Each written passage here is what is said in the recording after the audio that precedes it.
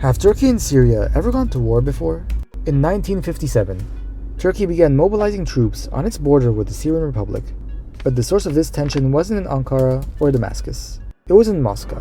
To understand why Turkey was so worried about its southern border, we need to know that on its northern border, Soviet Russia had geographically surrounded Turkey in Eastern Europe and the Caucasus region. This pushed Turkish leadership to join NATO, with the United States, France, and Britain.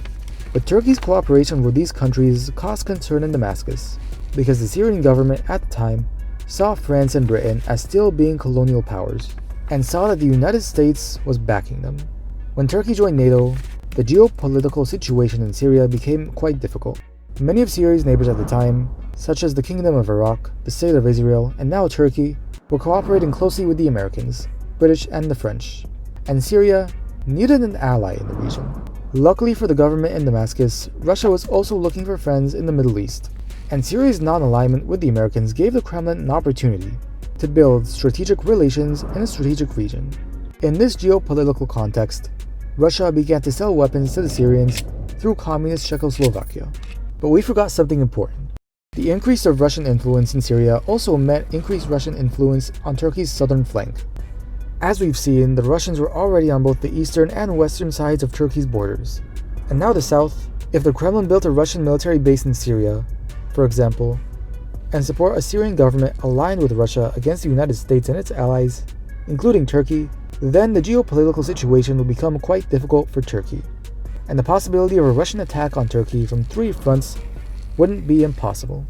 The Turks expressed their concerns about Soviet activity in Syria to the Americans, and the government in Washington was also worried about the Syrian leadership's alignment with communist and socialist ideology.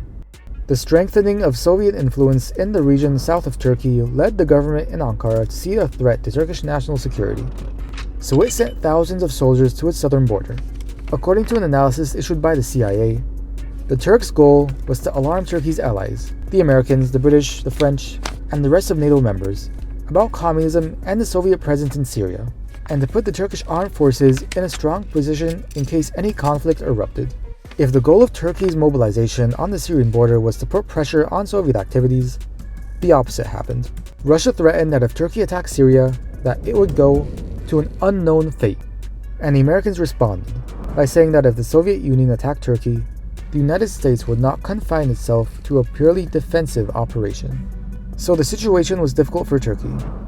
Assuming that its goal was to remove the communist and Soviet presence from Syria, the mobilization of troops and the risk of war was not successful, because it caused a clash between the Russians and the Americans. And starting a world war over the Syrian question was not a priority for the Americans. Another problem with this Turkish strategy was that Turkey was regionally by itself in its willingness to use force against Syria. Egypt and Saudi Arabia specifically did not favor a Turkish military operation in Syria, and the Saudi king at the time, King Saud, played an important role in mediating between the Turks and the Syrians. And as for Egypt, it caused a second problem for Turkey. During the crisis, the New York Times reported that Egypt sent soldiers to the city of Aleppo, about 50 kilometers from the Turkish border, where Turkish troops had mobilized. Syria cooperated with Egyptian President Gamal Abdel Nasser and followed his thinking and leadership in the region. Abdel Nasser, like Syrian leaders, did not like the British and the French and other former colonial powers, and he believed that America's cooperation with them was American support for colonial policies. Therefore, as we saw in Syria, Abdel Nasser cooperated extensively with the Soviet Union. As a result, the interests of the governments in Damascus and Cairo aligned, especially regarding the Turkish troop mobilization on the Syrian border. For Turkey, Egypt's entry into the Syrian issue made things more complicated, because any Turkish action towards Syria would now be tied to Egyptian reactions, in addition to Soviet ones, in addition to reactions from any other states or actors loyal to Nasser's thinking and opposed to the Americans. And perhaps due to international pressures and the possibility of a world war, the Turks withdrew from the southern border.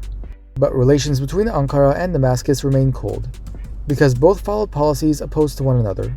While Syria united with Egypt and cooperated with states loyal to Nasser's thinking, Turkey cooperated with the enemies of Nasserism, such as Iran and the Israelis. Even after Syria separated from Egypt in 1961, there were still problems between the two countries. Turkey, for example, wanted to build dams on the Euphrates River, but building these dams would reduce the amount of water flowing downstream to Syria.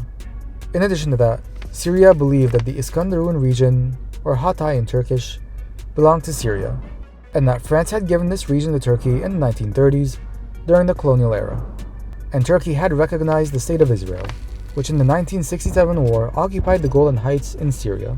All of this was in addition to its alliance with America, which was opposed to Russia. But there was one issue of very great importance to Turkey.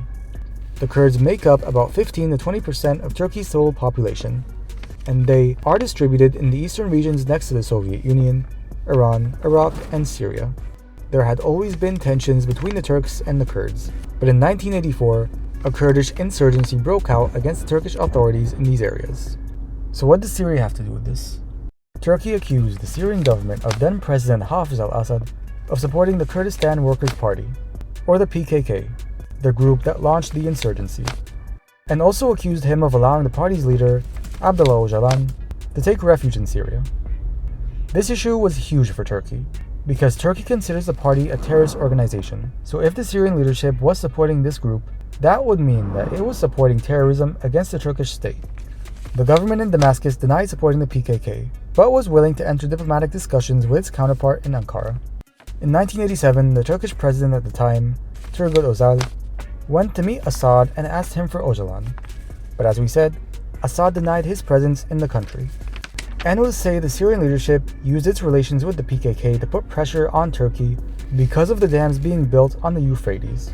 Thus, during Özal's visit to Assad, a water security agreement was reached with Syria that prohibited any organizations or individuals from carrying out activities against the Turkish state from Syria, in exchange for Turkey granting Syria 500 cubic meters of water per second from the Ataturk Dam on the Euphrates River.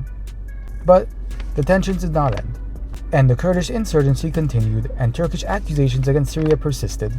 The Turkish president had indicated that Syria had not fulfilled its obligations, and their relations did not get much better. If we assume that the insurgency was a threat to Turkish national security, then it would be expected that Turkey would take measures against any state it saw as supporting this insurgency. But Turkey's handling of Syria this time was different, because the collapse of the Soviet Union led to a major decline in Russian influence in Europe, the Caucasus, and the Middle East. Therefore, Syria no longer had a strong ally against Turkey. In fact, the opposite was true. Turkey now had stronger leverage vis-à-vis all the new states that had declared independence. So after focusing on eliminating Kurdish targets inside the Turkish Republic and northern Iraq, the government in Ankara turned its attention to Damascus. In late September 1998, the Turkish chief of staff accused Syria of using terrorism to wage an undeclared war on Turkey. And then the Turkish president at the time, Süleyman Demirel, said in a speech that Syria was pursuing a hostile policy towards Turkey. Reports then began to surge about troop movements by both Turkey and Syria towards their shared border. And like the 1957 crisis, tensions between the two increased. But in 1957, the advantage was on Syria's side, whereas this time, the Turkish side benefited from a lot of things that did not exist in 1957. The first, as we said, was the decline of Russian power, and thus the reduced ability of Russia to influence Turkey militarily. In addition, Turkey had expanded its cooperation with the Israelis in the field of military industry, training and exercises, and intelligence and security. This meant there was a possibility of Israeli involvement in the Turkish-Syrian dispute, which could have exacerbated Syria's situation by making Assad fight on two fronts. But in a dynamic similar to the 1957 crisis, the Egyptian side played an important role in ending it, alongside Iranian mediation as well. Former Egyptian President Hosni Mubarak and his foreign minister Amr Moussa made visits to Turkey and Syria. One of the most important points in the tensions between the two countries was the Turkish accusation that Abdullah Öcalan, the leader of the PKK, was in Damascus, and Turkey made it a requirement that Öcalan leave Syria.